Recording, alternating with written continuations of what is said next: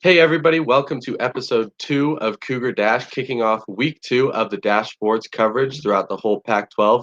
I'm Cody Schoeler here with my co-host Ryan Root, and we're going to talk about some good news that WSU fans got this morning with Skylar Thomas returning to the team after briefly entering the transfer portal. And Ryan, I want to ask you how his return impacts the WSU team, the defense, and specifically that secondary. Well, it's no secret Skylar Thomas had a career year last year. I mean, leading the Pac-12 in interceptions. It's obvious that he's one of, if not our best secondary team member. But I'll be honest, one player is not going to fix the issues that we have on the secondary. It's no secret that our secondary has been struggling for these past couple of years, especially with I hate to say it, the UCLA game from this last season. One player isn't going to fix this mess. And now, where you're right, that is true. One player's not going to fix it, but a player like Skylar Thomas is going to really help. If you look at that defense, there's not a lot of people coming back with his experience. You know, you have Jahad Woods in the middle, you have Willie Taylor on the D line, but after that, Skylar Thomas is one of the leaders, not only on that defense but on the team. The defense, the secondary, specifically lost two of the big time starters, including Marcus Strong, their kind of lockdown corner. And if you look at that team high 4 interceptions, and the only other interception returning in the secondary was George Hicks. So that secondary is going to need all the help it can get, and Skylar Thomas is going to be a huge boost for them. Sure, he could play that veteran role all he likes, and I'm sure he'll do a tremendous job at it. But it's like you said, we don't have that much help coming in. We have 5 players coming in who classify as secondary defensive players, one of which is a transfer. So only 4 real freshmen are coming into the WSU roster. All four of them are 3-star recruits. You look at the Pac-12, there have been over 10 recruits added across the conference at the receiver, tight end, or just a general athletic position. So the Pac-12 is getting better at the receiving end, and we're maintaining our same underperforming secondary talent. It's not a step in the right direction. We haven't had a 4-star secondary recruit since 2007. Yeah, and I agree that we have those young guys coming in, and who better to mentor them and to teach them than Skylar Thomas. If you're looking at it, who else are they going to learn from? A guy who's been in in this defense, albeit a new coach, but has experience playing in this conference and playing in this team and playing in a scheme that probably isn't going to change that much. The secondary can be pretty set.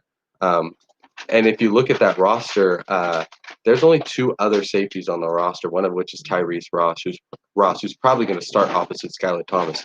So if he didn't come back, we'd be looking at somebody starting that had very little experience. So yes, he does not make a huge difference, but I think the difference that he makes specifically at that position is going to be big for this team. Well, with the secondary that we have on this team, Cody, 4 of the 9 secondary players that we had on this team, except for Skylar Thomas, of course, played primarily on special teams or have never played on the defensive side of the ball, period. Heck, 2 of those players out of the 9 have never even touched the field. Now, I understand that there could be some red shirts in there, and I get it, but with a first-year defensive coordinator, a first-year cornerbacks coach, and a first-year safeties coach, I mean, how does that not spell a huge hill for Skylar Thomas to climb to try to get this defense into shape? Yeah, I think it does. It clearly does. This defense is going to go through a lot of growing pains with or without Skylar Thomas. Luckily, now it is with. But I think the big thing is just being able to have any sort of continuity. Have somebody that a defensive coordinator can rely on. They have kind of that player, like I mentioned, at each level. And so I think he's going to really give that defensive coordinator somebody to talk to and some insight into the team. He knows the defense and the personnel better than that defensive coordinator. So he can really be able to work with him and to do what's better for this defense. Having a guy coming in and knowing nothing, that would be pretty disastrous. But being able to rely on Skylar Thomas, a guy who's shown, he has a knack for getting to the ball. He's not the greatest safety in the nation, but he can make plays. And I think this is going to be a big year for him. I think, we could see a repeat of him. We could see a repeat of him leading the Pac-12 in interceptions, especially if he's going to be that major force on the defense and if he's having to play over some corners that are struggling a little bit. So this is going to be a big year for him, and I think him coming back obviously was huge. It's huge for Skylar Thomas, I'll say that much. I mean, it's one thing to enter the transfer portal, and it's another thing to get picked up by an SEC, ACC, or Big 12 team. Now, do I think that he could have gotten picked up somewhere? Sure. But Skylar Thomas got 4 interceptions last season, right? Every game that he got an interception in, he got at least 1 interception in all the 4 that he totaled. We were 2-2 with him gathering at least 1 interception. That still was not a great season for the Cougars on the defensive end on the days that he didn't get on the days that he didn't get a pick. I mean, yeah, he got a pick during that UCLA game, but I mean, if he's holding up a load and we're letting Cam Newton wannabe Dorian Thompson-Robinson to throw bombs downfield on us, then it doesn't paint a good picture for the secondary going forward. And like I said, it goes down to the recruiting. The recruiters need to get onto the secondary train. We've had all these receivers be successful and all these quarterbacks be successful at quarterback university. You already know. But with Tay Martin already leaving, with that hurting us tremendously, and Travell Harris basically being our number 1 option, it's hard to not it's hard to disagree with not turning the recruiting towards the secondary. Yeah, very solid points, and I'm going to do a little reading between the lines here and some speculation that I don't think Skylar Thomas would have returned if the defense was going to be a complete dumpster fire and he thought he was going to have to be chasing wide receivers that have broken free on go routes down the sideline 4 or 5 times a game. So I think the fact that he put his name in the transfer portal, he may have evaluated his options, he may have figured it out, but I think those coaches, whether it was Rolovich or whether it was the defensive coordinator or the position coach, they hit him up and they talked to him and they told him to come back and to be a part of something, to be a leader on this defense and to be a leader on the secondary. So I think, if I'm looking at that, I think his return says a lot about, what his role and his impact could be. Clearly, this team wanted him and this team needed him, a coaching staff that has never even coached him, because I think they went out and they made sure that they got him back. He was in the transfer portal for a very short amount of time. So I think that right when that happened, this team said, this is not a guy that we can lose. And I think that importance is very obvious. And I think that plays out into what his impact on the field is going to look like when they do take the field. I mean, I couldn't agree more that Rolovich put the best effort forward to try to get Skylar back onto the team. I think Rolovich not only had, a little bit of a downside with the whole phone call scenario going down. And this shows that Rolovich is trying to put a team together, even though we're not going to be playing any games this fall. And it proves a lot on Rolovich's part to get Skylar to come back onto this team. But that being said, one player isn't going to fix the problem. And that's just that.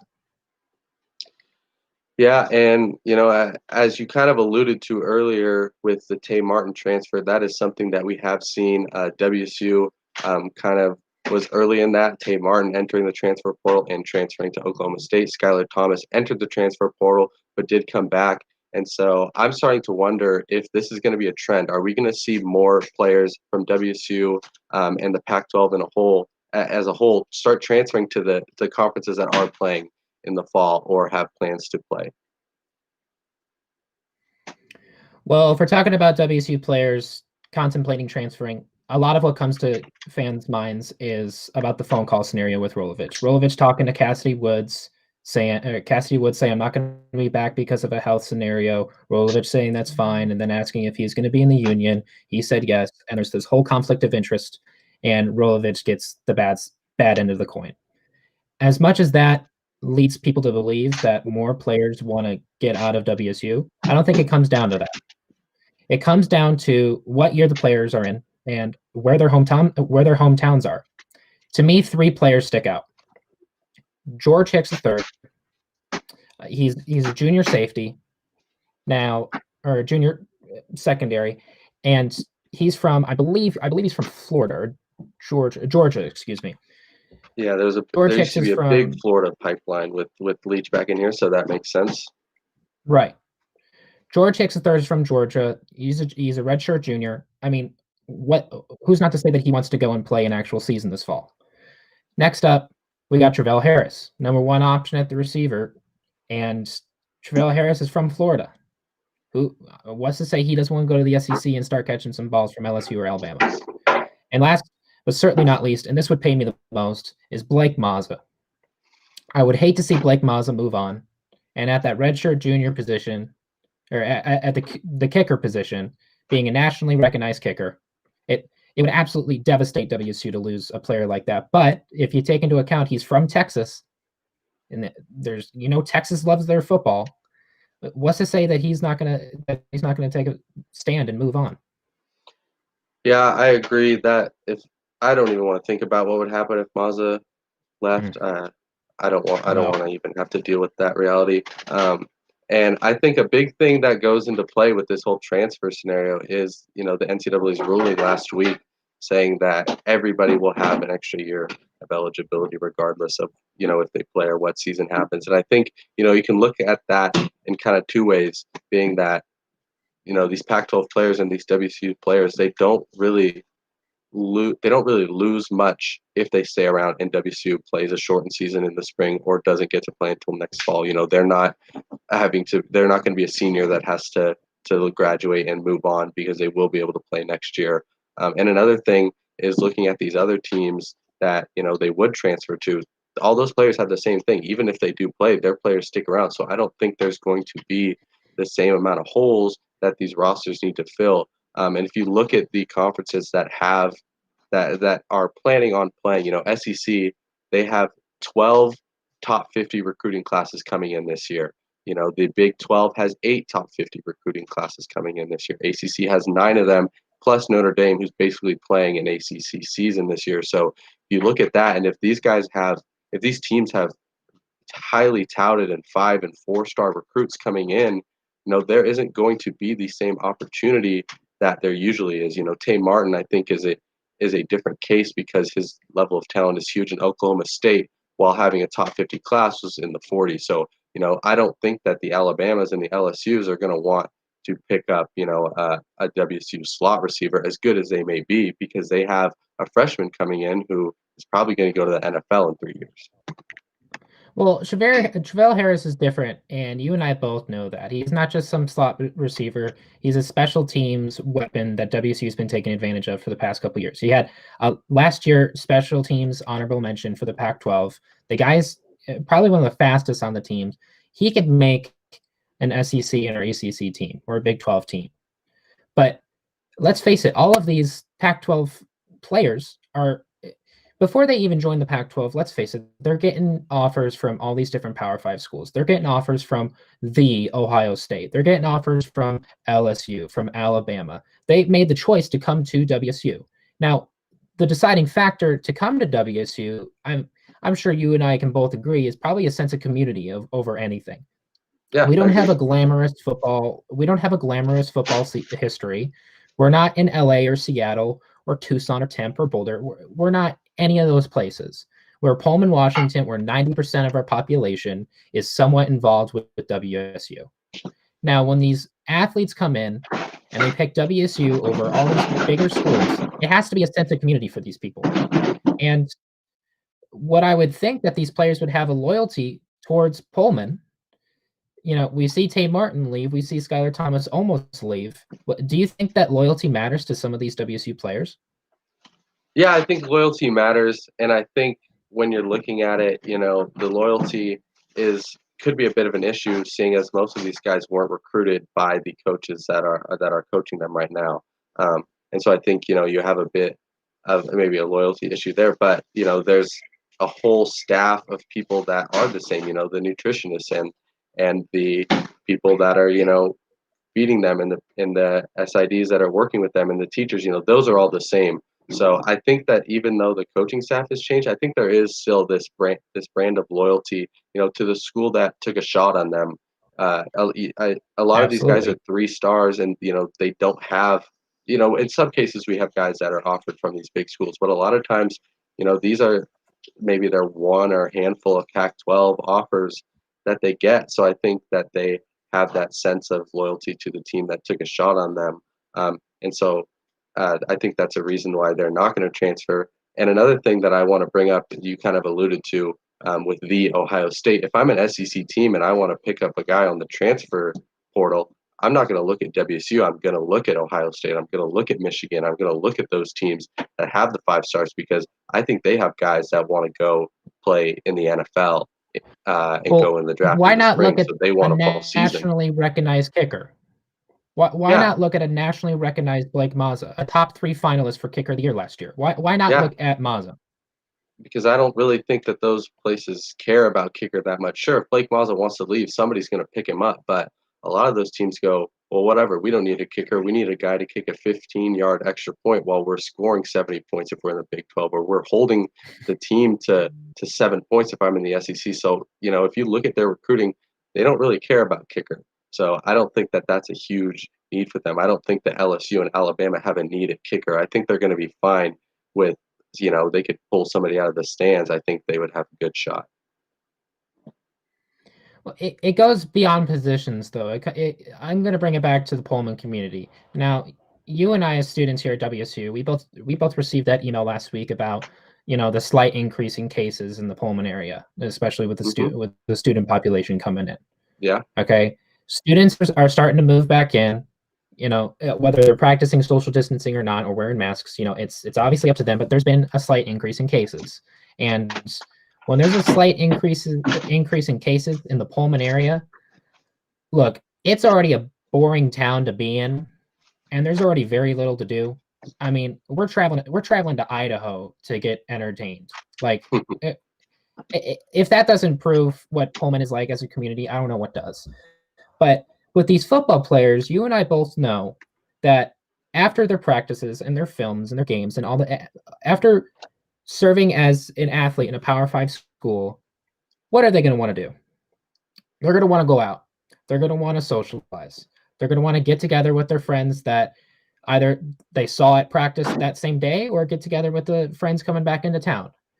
Athletes, all of the athletes come into Pullman, and I'll use all loosely, but athletes come into Pullman with that sense of community. But let's face it, they're young adults just like we are. They're going to get bored. They're going to want to transfer to a bigger time school if that means that they get to play this season. They're not going to a film session right now for a game that they didn't play. They're not going to the games, obviously, and their practices obviously have to be a little less intense than usual. So they're going to get bored in this area. And for that reason alone, I wouldn't be surprised if more players enter the portal. Yeah, I think that's a good point. And, I'd like to ask you a question about that. If a player transfers to Florida State and they do what you said and they go through their film and then they want to go out and hang out with their friends, well, their friends are still in Pullman. They're, the people they've played with for 3 years, they're still in Pullman. So if you're talking about wanting to hang out with that community, they're not going to take the whole community with them. The WSU football team isn't going with them. So if that community is a reason to leave, I think the community is, maybe even a bigger reason to stay. They're not going to know the players. Okay, They may Cody, have, high school where's Florida friends. State? Where's the university at? Is Do this? you I know didn't know. I didn't offhand? know we were doing a geography quiz. But if I had to guess, No, we are going to I do a would geography quiz because I would place my if we money talk about on. I believe it's is it Tallahassee? Tallahassee, okay. Were Well, you asking me I'm because you not. didn't know? Well, I also didn't know, but I'm going to bring up this point. You brought up Florida State, a big time D1 program. I'll give you that. They might not have their friends to be around in Florida State. But let's talk about UCF. Where's UCF, Cody? I It's in believe that would Orlando. be in Orlando. It's in Orlando. What's in Mm-hmm. Orlando? No, what's in Orlando? Coronavirus. It's everywhere, Cody. What's in Orlando? Are you talking about Disney World? Oh, I'm talking about Disney World, Cody. Mm-hmm. And it's open. I have a friend who works in Disney World in Orlando. She goes to UCF, and she's having the time of her life. Okay? You don't need a friend to go to Disney World, Cody. It's a good time. I would beg to say that if Disney World really mattered to these players, they would not be in Pullman right now. I think they would be in Disney World. Well, you know, they may have Disney World over there and we don't have it here, but they have a season over there and we don't have it over here. So I think it just goes down to that, Cody. Yeah, I think that's right. And I would like to think that, when we do have a season, or if we do have a season, whenever that may be, that the guy under center for WSU continues the trend of just being an out of nowhere, just standout guy. But the thing about that is that there's some uncertainty right now. So I want to ask you who you think will be under center, taking snaps, starting for the WSU Cougars when they hit the field. That's Gunner Cruz, Cody. It's Gunner Cruz, hands down. I know fans have been waiting for Cameron to come up, the 4-star recruit out of Utah. I'm sure everyone's been waiting for that crafty left-handed passer to come up at WSU and make a difference. But it's going to be Gunner Cruz, and I'll tell you why. Gunner Cruz played 3 years at his high school and accumulated over 9,300 passing yards. Now, if you didn't hear that, I'll repeat it one more time. He had 9,300 yards passing the ball. On top of that, he had 100 passing touchdowns. And those were against Pac-12 teams or high school teams? Because we're talking Pac-12 No, now. Cody, they're high school teams, but who do you know that's throwing 100 passing touchdowns in high school? I'll tell you who's doing it. It's Gunner Cruz, the 6'5", 230-pound, amazing quarterback out of Castile High School in Arizona. He threw 100 passing touchdowns, not including the 22 rushing touchdowns that he had on top of that.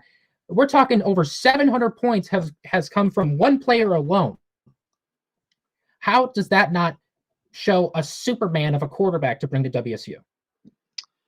Well, I think the thing about that is when you look at a program like WSU and a big program, I think you can make that argument for just about every quarterback that they bring in.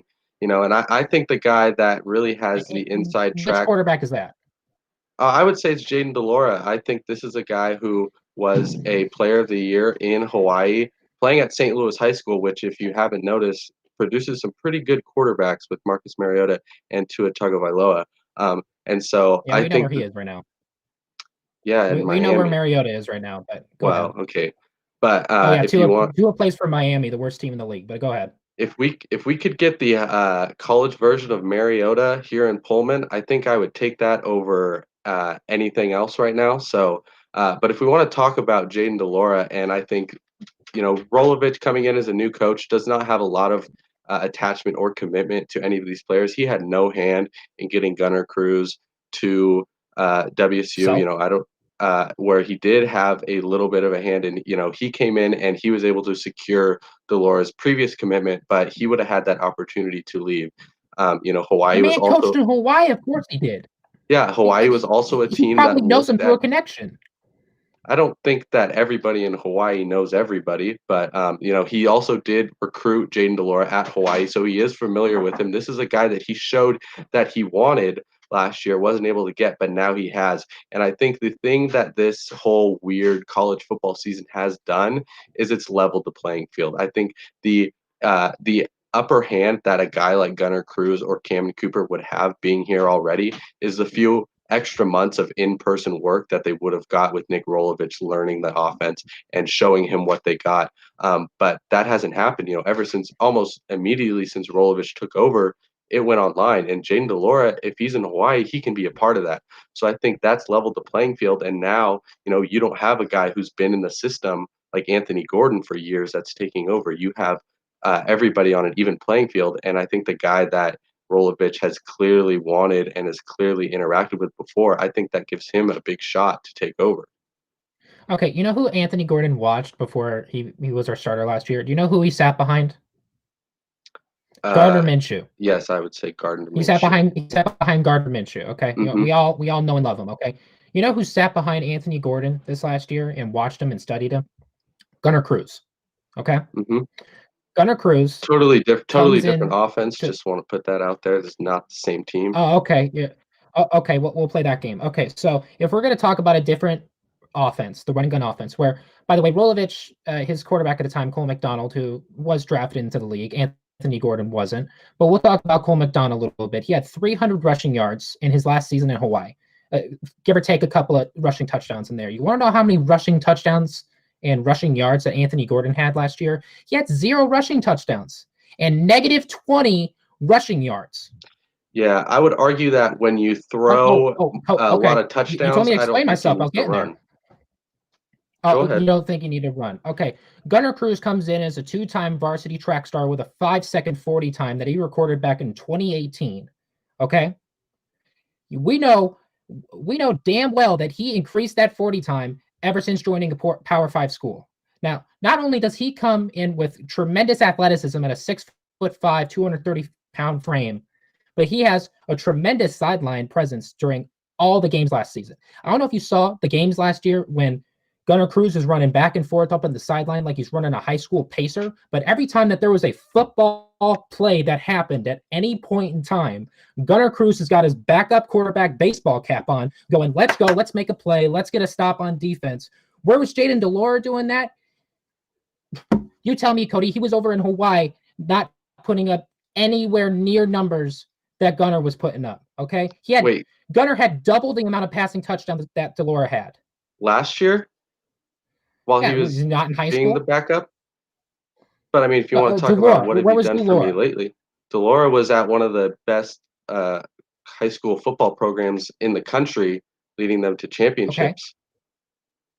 I mean, okay, I agree with you. Gunnar Cruz was great in that role last year, and I think there's no reason why he can't do that again.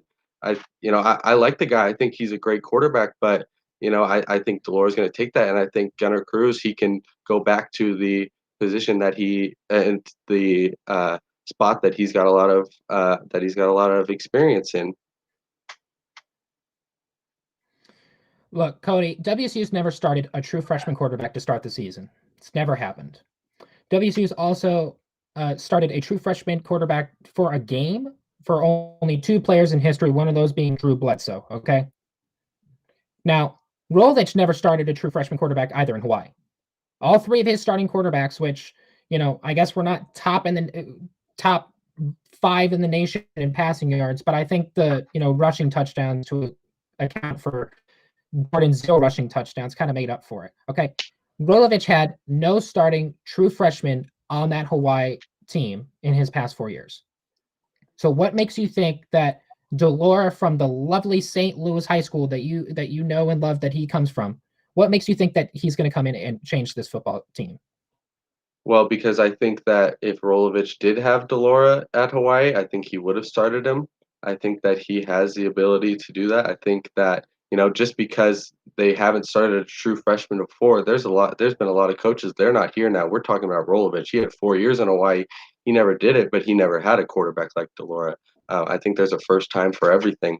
And I think if there's ever a year where a true freshman quarterback is going to start when they never have before, it's this year, especially if he has over a year to get ready for it. I don't think that being a true freshman is really going to matter, because if you've been in the offense for a year, even though a game hasn't been played, you're not really a true freshman anymore. You're a redshirt freshman, and that's changing.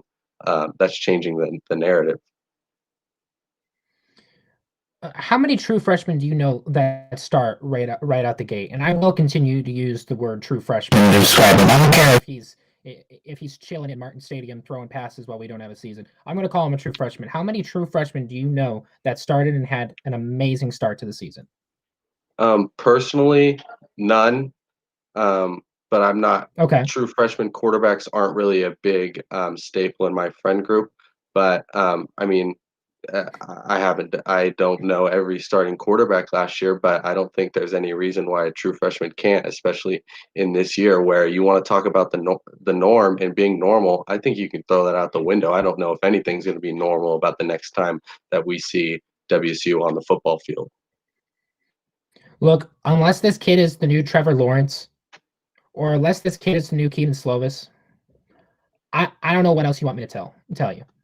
Now, Gunnar Cruz has a similar build to Cole McDonald.